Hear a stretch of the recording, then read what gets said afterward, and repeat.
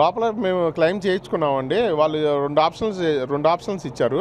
దాని గురించి అనేది ఆలోచిస్తున్నామండి.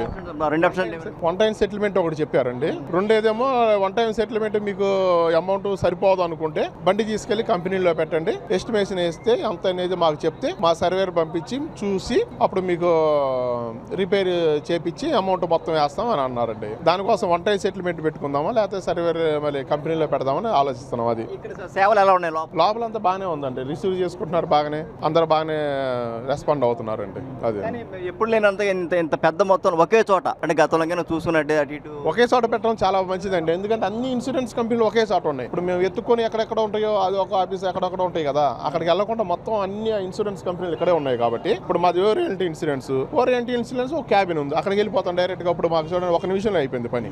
ఏంటి పరిస్థితి అంటే ఇదండి 2 ఆప్షన్లోనే మీకు ఏ ఆప్షన్ కావాలో కోరుకోండి, 2 రోజుల్లో వచ్చేస్తే మీకు సర్వీస్ సమస్య మీకు అయిపోద్ది అని చెప్పారు. అదే మీకు సేవలు సేవలు అంతా బాగానే ఉన్నాయండి, బాగానే రెస్పాండ్ అవుతున్నారు, అంతా బాగానే ఉంది.